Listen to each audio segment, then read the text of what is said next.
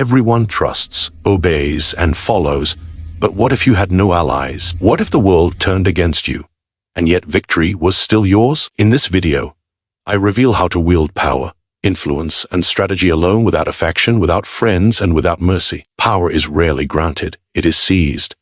And yet many cling to others as if dependence were strength. Today, we explore the shadowed path of the sovereign self, the path where alliances are luxuries and solitude is mastery. We will strip away illusions of support, exposing the cold mechanics of control, manipulation, and influence. Here, in the silence of independence, you will learn not just to survive but to dominate. Power, influence, survival. Many believe these are earned through loyalty, friendship, and alliances. A comforting lie. You have been taught to trust, to rely, to weave yourself into the networks of others. And yet, history whispers a harsher truth. Dependency is weakness. Necessity, the idea that you cannot succeed alone, is the illusion that chains the ambitious. Look to history. Consider Cesare Borgia, the son of a pope, navigating the treacherous courts of Italy.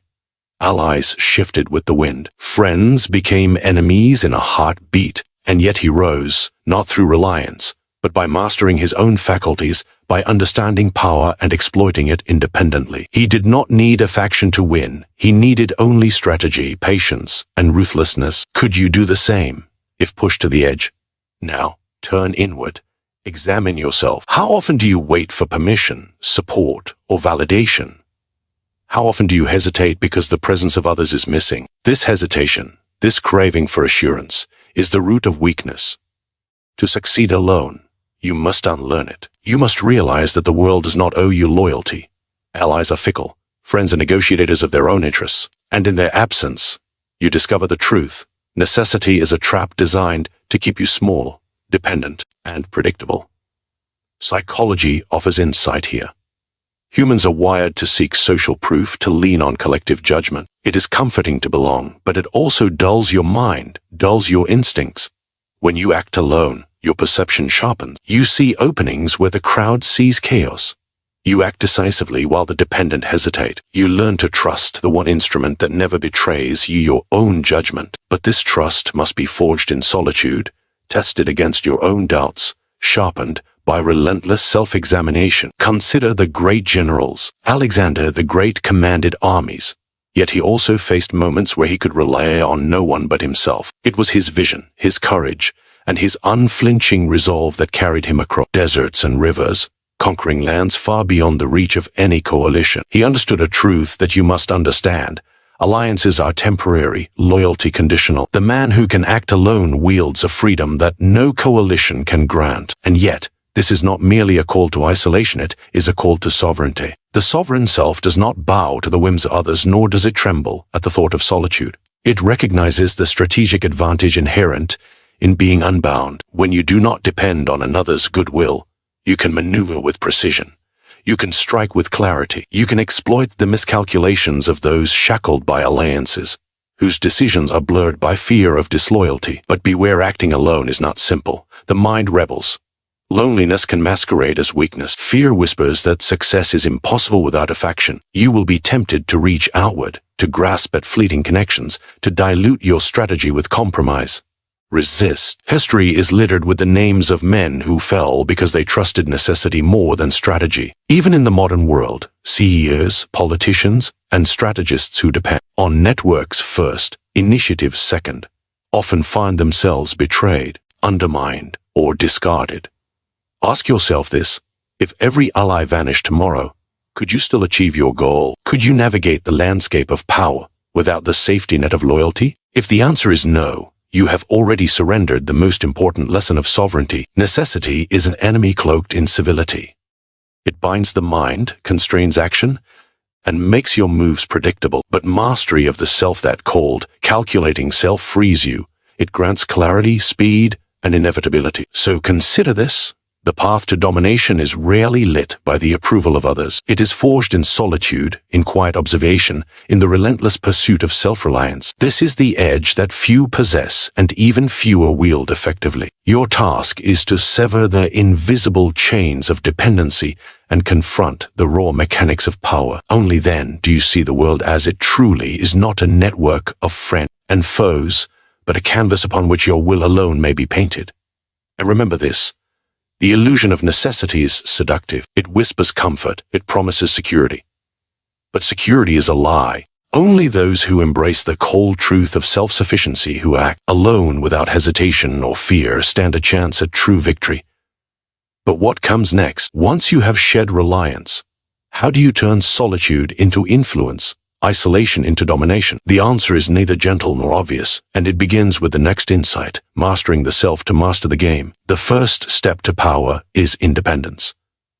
The second, far more dangerous, is mastery of the self. For those who cannot command their own mind, control over the world is a distant fantasy. Ask yourself, can you resist impulse when all around you demands obedience? Can you act with cold precision when chaos swirls? The man who masters himself need not rely on fortune, favor, or the faltering loyalty of others. He becomes a force unto himself. History is not kind to the undisciplined. Look at Nero, emperor in name but puppet in practice. His desires ruled him, his pleasures blinded him. Decisions driven by whims, passions, and fear of dissent left Rome teetering on ruin. Contrast him with Frederick, the Great of Prussia, whose discipline of mind allowed him to orchestrate campaigns against enemies who outnumbered him, commanding troops with a calm that inspired awe and fear alike. Frederick knew the first battlefield is always within. He mastered his mind, his fears, his ego, and through that mastery, he bent the world to his will. Consider this: every encounter you face, every negotiation, every subtle manipulation begins within you. Your thoughts, emotions, and prejudices shape your perception, and perception dictates action. The man who cannot see clearly, who cannot anticipate his own reactions, is a fool playing in a forest of vipers. Self-mastery is not meditation. It is observation, calculation, and ruthless honesty. You must dissect your instincts. Question your motives. Identify the fears that whisper betrayal into your ear. Only then do you gain the clarity to act decisively. Psychology offers a key insight. Humans are predictably irrational. They overvalue their comfort, underestimate threats, and mistake confidence for competence. You, who would win alone, must exploit this predictability, but first, you must master it in yourself. Are your impulses blind guides or precise instruments? Are your emotions tools to manipulate the world or chains that drag you into failure? The sovereign self knows the difference. It controls fear, tempers anger, and channels desire. It acts with calculated purpose while the untrained mind reacts in chaos. Even in modern history, we see the lesson repeated. Winston Churchill, facing the overwhelming might of Nazi Germany, resisted despair when others faltered. His mastery of self, the ability to marshal his fear, his doubts, his fatigue, enabled him to inspire a nation to resist against all odds.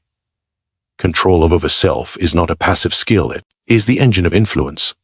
Without it, allies are unreliable, opportunities are wasted, and enemies exploit every weakness. You must also recognize the power of deception first, against others, then against yourself. The greatest manipulators never reveal their true intentions. But can you fool others if you are not already the master of your own intentions? Can you conceal hesitation when your heart trembles, or mask calculation with apparent spontaneity? Self-mastery teaches you to dress your mind as a fortress, each thought a soldier, each desire a weapon. The world only perceives what you allow. The rest remains your domain. There is another harsh truth. Mastery of the self is lonely. The mind demands silence and reflection. You will encounter doubt, frustration, even terror. Your instincts will rebel. The easy path, the path of alliance, flattery, and compromise beckons. Resist. The moment you surrender your internal command, you surrender the game itself. The sovereign self is not swayed by popular sentiment, not lured by comfort, not deceived by appearances. It sees clearly. It acts decisively. Ask yourself, are you capable of such discipline? Can you strip away the indulgences, the comforting lies, the fears that cloud your judgment? If not, you are already lost. If so, You are entering the arena of power where few dare to tread. Every decision, every subtle maneuver, every moment of hesitation or boldness will now be guided by the one factor that cannot be taken from you, your own calculated mind. And yet, mastery of self is only the beginning. The mind, sharp and disciplined, must then be applied to the world. Observation without action is impotence. Strategy without execution is vanity. Your understanding of people, of circumstance, of weakness is meaningless unless it is wielded. Self-mastery allows you to anticipate, to manipulate, and to dominate. But anticipation is nothing without opportunity. Domination is nothing without leverage. So the question remains, once you have mastered yourself, how do you turn that discipline into decisive influence? How do you convert solitary power into control over circumstance and manipulate events in your favor without allies? The answer lies in the next step, invisible influence, the subtle art of bending the world while it believes it acts freely. Power is rarely obvious. True control is not seized through force alone, but through the art of guiding others without their knowledge. Look closely at the world. Most are blind to the currents that shape their lives. They believe they act freely, that their choices are their own. And yet, a careful hand, a subtle suggestion, a whispered word, can bend their will more effectively than armies or edicts. This invisible influence, the ultimate weapon of the solitary strategist. History is littered with masters of this art. Consider Cardinal Richelieu, who ruled France not as a king, but as the unseen architect of power. His enemies believed they acted of their own accord, yet every maneuver had been anticipated, every reaction foreseen. He did not command with armies alone. He commanded with shadows, with insight, with the quiet shaping of perception. Could you do the same? Could you pull the strings while remaining unseen, untouchable, unstoppable? Psychology offers the key. Humans are predictably flawed. They overestimate their freedom, underestimate subtle cues, and misread intention. Every conversation, every interaction contains openings for the practiced mind. A gesture here, a carefully placed suggestion there, and the thoughts of others become instruments in your hand. Influence is never about brute force. It is about shaping the environment so that your objectives appear inevitable, even to those who resist. Take Julius Caesar. When he crossed the Rubicon, the act itself was decisive, but so too was the cultivation of loyalty, fear, and perception long before that moment. Soldiers and citizens alike believed in his momentum, his destiny, his inevitability. Did they realize they were moved as much by careful preparation and psychological leverage as by swords and banners? Few did, and that is the lesson. The most effective influence leaves no trace. The subject believes they chose freely, yet the outcome was guided by another's hand. This is not mere manipulation, it is strategic subtlety. You must learn to plant ideas as seeds, not commands. The mind resists orders, but it cherishes its own conclusions. Make them arrive at the answer you desire, and they will guard it as their own. This is the power of invisible influence. It is quiet, it is relentless, and it is impossible to counter if executed with precision. Can you imagine the advantage of having enemies and allies alike dance to your rhythm, all unaware of the conductor standing before them? Even in modern life, this principle endures. CEOs, diplomats, and strategists succeed not because they shout the loudest, but because they guide perception, orchestrate context, and make others act in accordance with their hidden design. Social influence, branding, negotiation, these are the modern battlefields of invisible manipulation. Those who recognize it wield power silently, while the unaware flail with brute force and misplaced confidence. But mastery requires patience and observation. Influence that is rushed or clumsy is exposure.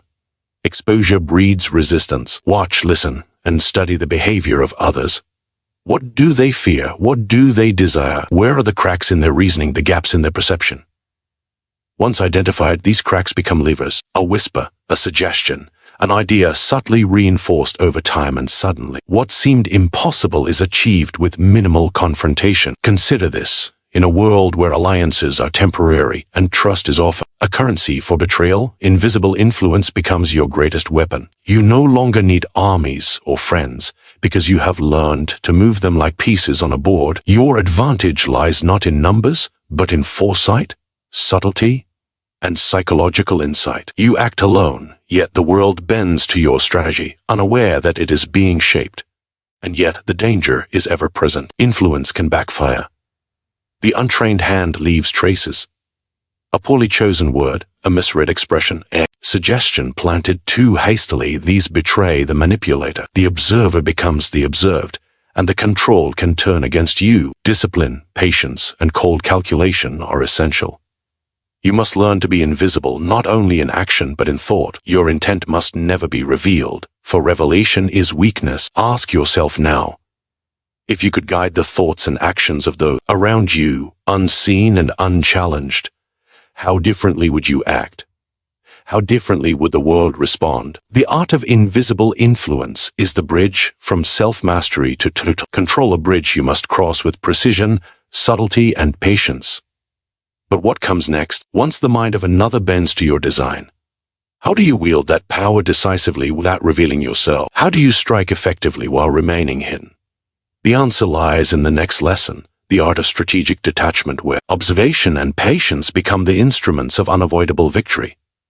Control is often mistaken for engagement. The novice believes that to dominate, one must act constantly, intervene relentlessly, and assert influence at every turn. This is the path of the impulsive, the impatient, the predictable. True mastery, however, lies in restraint, in knowing when to act, and, far more importantly, when to remain silent. This is strategic detachment, the ability to observe, calculate, and wait while others exhaust themselves in noise and haste. Look at Sun Tzu, the ancient strategist whose name echoes through centuries. He wrote, "He who knows when he can fight and when he cannot will be victorious." Strategic detachment is not cowardice, it is clarity. It is understanding that every move carries cost, and every action exposes vulnerability. The master does not act merely to be seen. He acts to ensure the outcome aligns with his design. And sometimes the most powerful action is inaction. Can you resist the temptation to intervene, to assert, to react, when all around you clamors for motion? History offers many examples. Consider Louis XIV, the Sun King. He ruled with an aura of omnipresence, yet much of his success rested on distance. He allowed his ministers to negotiate, to maneuver, and to commit errors, all while he observed, collected information, and struck only when the moment was irresistible. By detaching from the immediacy of events, he preserved power, minimized risk, and maximized leverage. How many modern leaders would benefit from such patience, yet fail because they cannot endure the discomfort of waiting? Psychology reveals why this is so difficult. Humans crave control, but control is often an illusion. We feel the need to act, to assert influence, to intervene, believing that inactivity is weakness. But in reality, impatience clouds judgment, and impulsive action broadcasts your intentions to adversaries. Strategic detachment sharpens perception. It allows you to map the battlefield in its entirety, to observe motive, detect flaws, and anticipate moves before committing your own forces. Are you capable of seeing the whole board? Or do you allow the next piece to dictate your move? Consider Napoleon, who rose by mastery of timing as much as of tactics. He waited for armies to overextend, for alliances to fracture, for his opponents to reveal their weaknesses. Only then did he strike decisively and with precision. To act prematurely would have meant disaster. To act too late would have been irrelevant. Strategic detachment grants the sovereign the rare ability to act not with reaction, but with inevitability. Detachment also grants clarity of influence. When you are not emotionally entangled, you can manipulate more effectively. When you do not reveal desperation, you maintain the illusion of invulnerability. Observers, both friend and foe, underestimate the detached because they cannot read the mind that refuses to react. And herein lies a subtle but critical advantage. Detachment is itself a weapon, a silent signal that you are unshakable, calculated, and beyond the whims of circumstance. Even in personal power dynamics, this principle applies. How often do you engage in argument or confrontation out of instinct? How often do you reveal your hand, overexpose your strategy, or chase validation? Every unnecessary interaction diminishes leverage. Strategic detachment teaches you to step back, to watch, and to wait, allowing others to reveal their weaknesses, to exhaust themselves, and to act in ways that serve your ultimate objective without your interference. But be warned, detachment must be purposeful. It is not withdrawal, it is control. The detached strategist observes, records, and waits for the precise moment when intervention yields maximum advantage. Hesitation born of fear or indecision is not strategy, it is surrender. True detachment requires discipline, patience, and the courage to allow chaos to unfold around you while your mind remains calm and calculating. Ask yourself this: are you willing to resist the compulsion to act, to watch the pieces move without rushing to intervene? Can you trust that when the time comes, your action will carry the weight of inevitability rather than the noise of impulse? The one who masters strategic detachment does not merely survive, he shapes outcomes while others are still blinded by the illusion of motion. And yet, there is a danger that follows mastery of observation, knowing when to convert detachment into action. Observation without execution is impotence. Calculated patience becomes meaningless if you fail to strike when opportunity presents itself. The next stage, then, is to transform observation into precision, leveraging the knowledge, timing, and insight gained in detachment into decisive influence. That is the lesson of the next keynote. Turning isolation into advantage, where waiting and watching become the prelude to absolute control. Solitude is often feared, misunderstood, and avoided. The crowd whispers that isolation is weakness, a curse of loneliness, a gap in power. And yet, consider those who have risen without allies, who have triumphed when no one stood beside them. Isolation is not a void, it is a weapon, a laboratory, a forge in which the sovereign self is tempered. The question is not whether you can survive alone, it is whether you can convert your solitude into unstoppable advantage. History offers countless examples. Take Genghis Khan. He did not conquer the steppes with the comfort of friends or the security of familiar allies. Many of his generals came and went, loyalty shifting like the wind. Yet he turned his isolation, his reliance on personal vision, strategy, and ruthlessness into the power that united a vast and fractured empire. His solitude allowed him to see opportunities unseen by those who were entangled in factional concerns, who were constrained by fear of dissent or expectation. Could you do the same if stripped of comfort and forced to rely solely on your own mind? Psychology reveals why isolation is both feared and underutilized. Humans crave social reinforcement, approval, and guidance. Alone, the mind faces uncertainty, doubt, and the echoes of fear. But in isolation, you are free from the distortions of collective bias. You think clearly. You plan without compromise. You act without hesitation. What others see as deprivation, the master recognizes as power. The mind, when unshackled from dependence, becomes sharper, faster, and more precise. Consider Nikola Tesla. A mind so solitary that he became both legend and mystery. His isolation was not weakness, it was the crucible of invention, freed from the distractions of popular opinion and the compromises of partnership. He achieved insights others could not even imagine. Isolation granted him the space to think differently, to see patterns invisible to the distracted masses. Your solitude, if wielded with intent, can grant you insight, foresight, and creativity that no coalition of minds could provide. But isolation alone is not sufficient. It must be weaponized. Observe your environment as a detached strategist observes the battlefield. Every opportunity others overlook becomes a lever. Every distraction or weakness revealed by the hurried, collaborative, or dependent becomes your advantage. Isolation sharpens perception.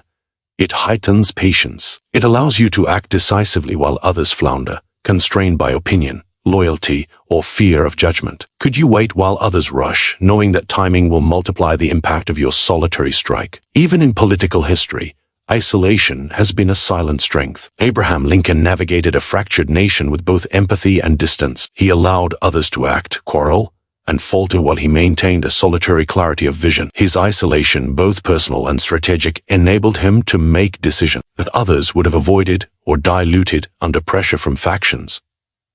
Solitude, when embraced, becomes both shield and sword. The master understands one critical truth: isolation amplifies responsibility. There is no one to blame, no one to shield you from consequence, but responsibility is also freedom. Without the need to appease, to negotiate, or to compromise, your decisions become pure, unencumbered by external influence. You move swiftly, strike decisively, and exploit gaps that collaboration would have obscured. This is the power hidden in isolation, a clarity and freedom others mistake for weakness. Yet, isolation carries a danger: complacency and disconnection. The mind can become trapped in echo chambers of its own making, vulnerable to its own biases. That is why the isolated sovereign must remain observant. Knowledge is the currency of power. Even in solitude, study others, analyze events, and always remain aware of the currents you cannot control. Isolation grants advantage, but only when paired with awareness and action. Ask yourself, if you embraced solitude as strategy rather than punishment, what would you accomplish? How would your actions, free from dependence, influence outcomes? How many unseen opportunities would reveal themselves while the crowd struggles within its networks? Isolation is no longer the enemy of power. It is the ultimate tool in the hands of the self-sufficient strategist. And yet, there is a final step that transforms isolation from mere advantage into total domination, the shadow play of power, where influence and control are exercised without exposure, and outcomes are orchestrated while others remain blind to your hand. The question now is, once you have turned solitude into leverage, can you operate unseen, striking with precision and certainty while the world believes it acts freely? That is the lesson of the next keynote. True power is rarely visible. It is not proclaimed with banners, speeches, or public gestures. Those are the tools of the inexperienced, the loud, the desperate. Real dominance is exercised in shadows, where others believe they act freely, unaware that every choice, every step, every miscalculation has been anticipated and subtly guided. This is the shadow play of power, the art of controlling outcomes while remaining invisible, untouchable, and inscrutable. History whispers its lessons.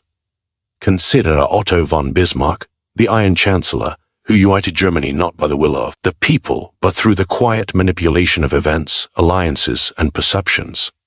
Wars were orchestrated with precision. Political rivals were outmaneuvered before they realized they were threatened. Nations acted as if freely choosing their fate, yet every move served a grander design hidden from their eyes. Could you wield influence with such subtlety? Could you make others believe they are sovereign while bending their actions to your will?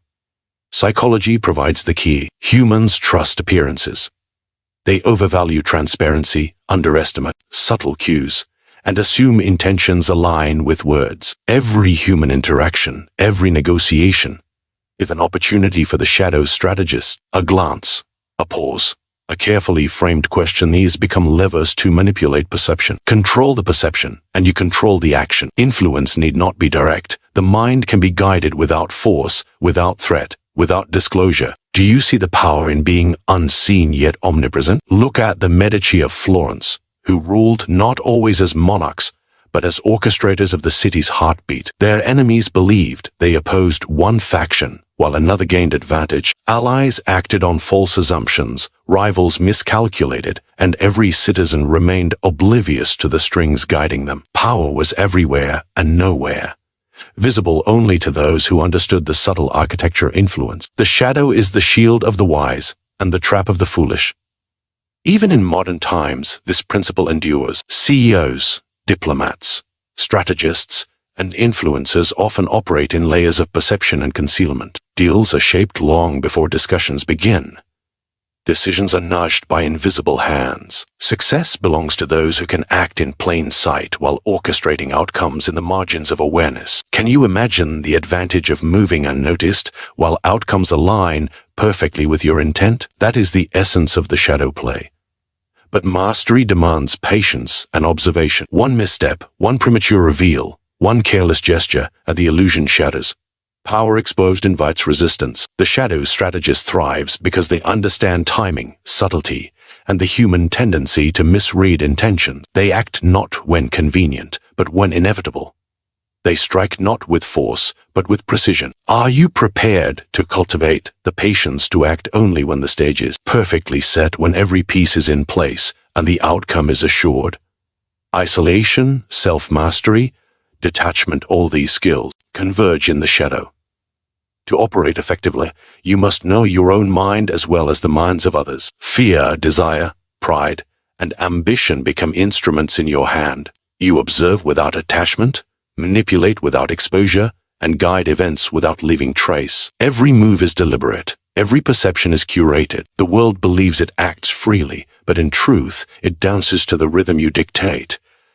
And yet, the shadow is double-edged. Visibility tempts the weak-minded, while overconfidence blinds the arrogant. Those who crave recognition, who fail to restrain impulse, who reveal their hand too soon, find that the very darkness they rely upon turns into a trap. The shadow demands discipline, foresight, and the humility to remain unseen, even in moments of triumph. Only those who embrace invisibility without hesitation achieve supremacy. Ask yourself, if you could guide outcomes, shape perception, and bend the action of others without ever revealing yourself, how would the world change? How many rivalries would dissolve before they began? How many victories could be claimed without confrontation, without exposure, without risk? The shadow is not mere concealment, it is a strategy, a weapon, a throne invisible to the eyes of all but the master. And yet, there is one final question. Once the world bends to your invisible hand, how do you ensure that control endures? How do you maintain supremacy when others awaken to the truth, when envy, fear, and ambition threaten to unravel your design? The answer lies beyond the shadow itself, in the permanence of strategy, the orchestration of inevitability, and the unyielding mastery of both mind and circumstance. Power is rarely granted, it is taken. Quietly, invisibly. While the world believes it acts freely, you pull the strings. Influence is a shadow, subtle, relentless, unseen. Do they know you guide them? No. That is the point. Control without disclosure is control without resistance. The mind that bends, without realizing it is the mind you have conquered. Alliances are fragile. Loyalty is conditional. Trust is a weapon wielded by the naive. True strength lies in independence, in solitude, in the mastery of both yourself and the currents around you. Ask yourself, how many lives are moved by forces they cannot perceive? How many decisions made in ignorance serve a hand they never saw? The world bows to those who understand this and falters against those who do not. Now, wield your knowledge, comment your thoughts, share your insights. Subscribe for more lessons in subtle domination. Let the world witness, even as it remains unaware, your hand guides the rest. Will you grasp it?